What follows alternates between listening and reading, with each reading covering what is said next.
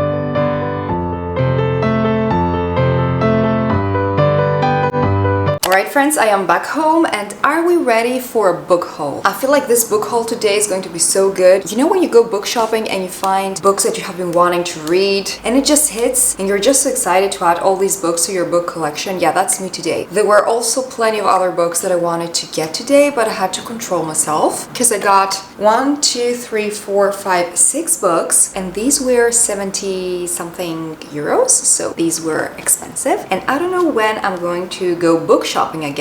Why are books so freaking expensive? In which country should I move to be able to find affordable books or to find books secondhand? But books that are also kind of popular, because the books that I tend to buy are books that are on booktube, on booktok. If you're not following me on my booktok, go ahead and follow me. I created a new booktok because the previous one that I had, I feel like it was not working. There was something wrong with my account. I am posting every single day, so if you want, you can go follow me over there. And let's start with the book haul. So the first book that I picked up is Six of Crows. This is my first book by Leigh Bardugo, if I am pronouncing this correctly. Also, what's up with those stickers? I don't like them. They are fake stickers. I cannot take it off. Do I know what this book is all about? No. I didn't even read the synopsis. I had read the synopsis a while back, so let's just refresh my memory because I cannot remember what this is about. Criminal prodigy Kaz Brecker has been offered a chance at a deadly heist. Break into the Ice Court, a military stronghold that has never been breached, and retrieve a hostage whose knowledge could change Grisa magic forever. To succeed would mean riches beyond Kaz's wildest dreams, but he can't pull it off alone. 6 dangerous outcasts, 1 impossible heist. Together they might just be unstoppable if they don't kill each other first. That sounds really good. I have no clue if this is going to have romance. Is it? I have no clue. I didn't look that up. Ooh, look at that. Part 1, Shadow Business.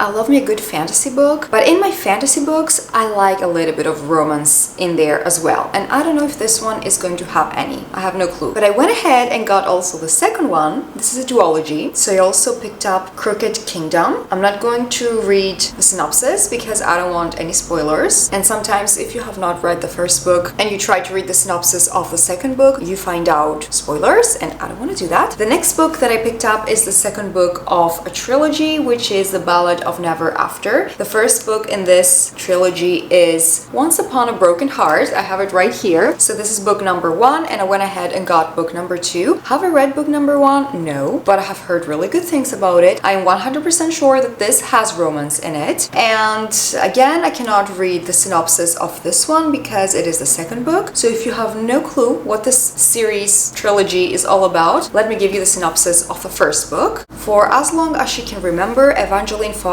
has believed in happily ever after until she learns that the love of her life is about to marry another, and her dreams are shattered. Desperate to stop the wedding and heal her wounded heart, Evangeline strikes a deal with the charismatic but wicked Prince of Hearts. In exchange for his help, he asks for 3 kisses, to be given at the time and place of his choosing. But after Evangeline's first promise kissed, she learns that bargaining with an immortal is a dangerous game, and that the Prince of Hearts wants far more from her than she pledged. He has plans for Evangeline, plans that will either end in the greatest happily ever after or the most exquisite tragedy. So we have here Evangeline Fox and the Prince of Hearts, so I'm pretty sure that these 2 people will end up together, but I mean, you never know. So this is the whole vibe that this trilogy is going to have. I wanted to also get the third book, so I had the trilogy completed, but the third book was almost 20 euros and it was a paperback, and I was like, no. The next book I got is actually a novella of a series, of a book series. The first book in this series is called Powerless. Right?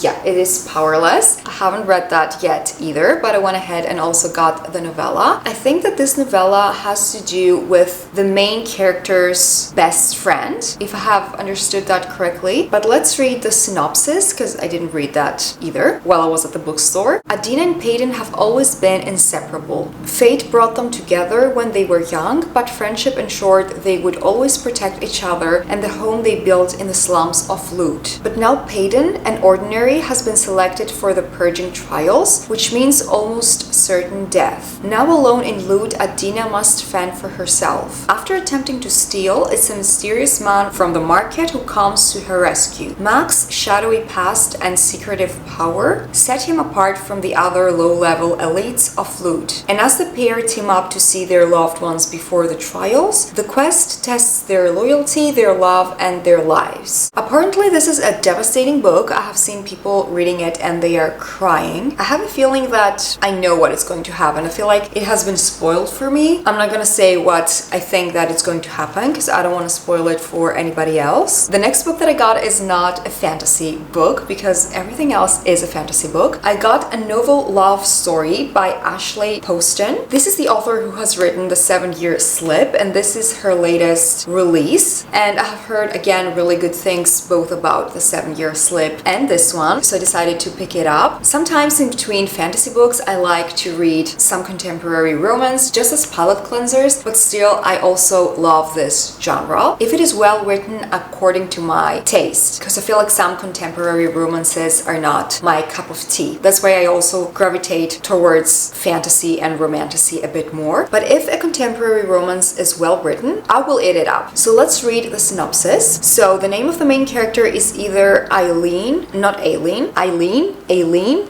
can you see?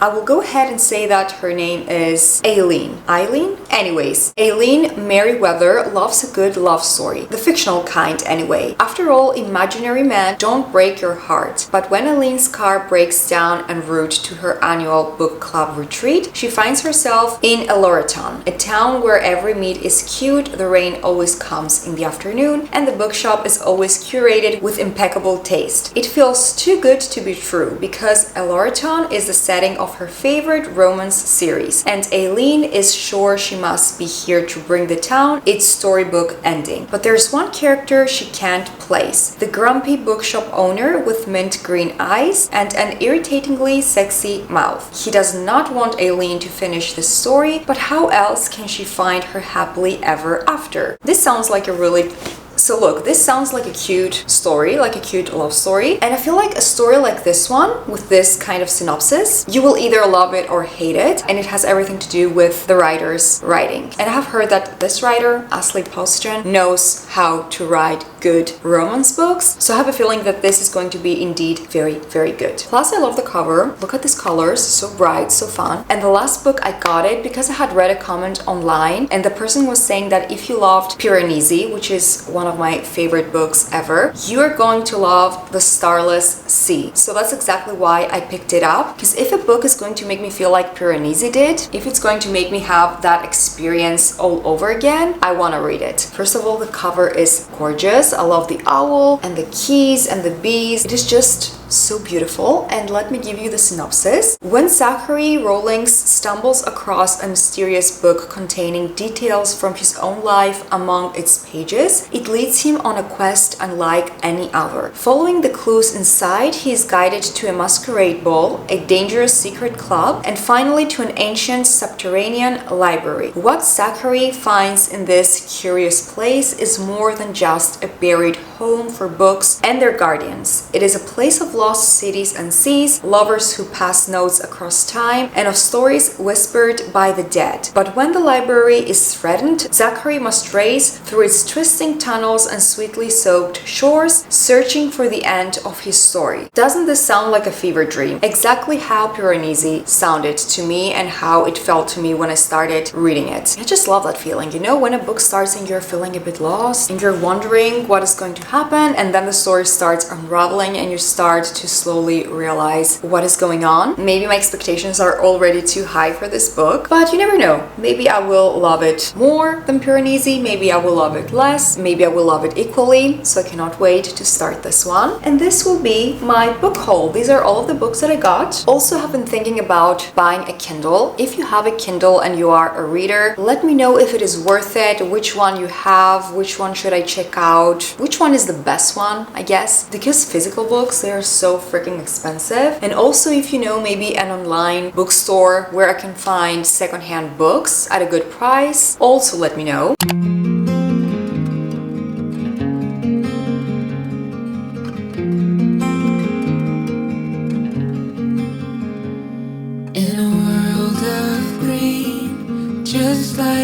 dream. You and I standing wild and free, with petals so golden, the sun's warm kiss, a love so strong, a bliss. Whispers of the breeze, secrets unfold. It's you that I need, it's you that I want. When the world gets... Okay friends, I finished my work for the day. I took a shower, had my lunch, and now I am about to read. I'm gonna read my book. I am very excited to continue it. I am already over halfway. It is going very well. If you have been watching my videos, you know that I'm currently reading this book. I am not reading any other book if I don't finish this series. So I will enjoy my hot cup of tea. The AC is blasting. It's going to be a relaxing little moment. I think that later on I will also do a workout, and I will probably visit my family because I wanted to visit them yesterday, but the day just slipped away, so I will visit them today. So let's cue their reading montage. I will put on some nice relaxing music so you can also read along with me for a few minutes if you would like to. Wouldn't that be so fun to read together? Should we do a book club? I don't know how I would do that, to create a book club. I have never been a member of a book club and I don't know how other people do it, but wouldn't it be fun to have a book club and to read the same book at the same time? I would love that. If plenty of you are interested, I think we should make a book club. So enough talking, let's continue reading this masterpiece and let's enjoy a warm cup of tea. Cheers!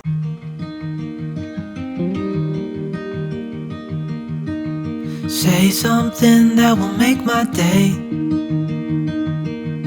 'cause these memories of her won't go away.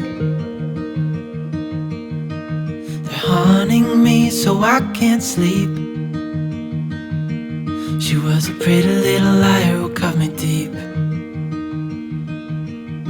'cause she left me here alone. Now my bed feels just like cobblestone.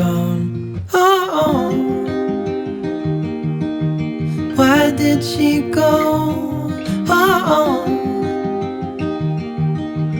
was I supposed to know that she'd leave? Was I too naive to think that she'd be the one? Whoa, why did she go? I met her back in 2005. It was her crooked little smile that caught my eye. Time went by and it was her and I.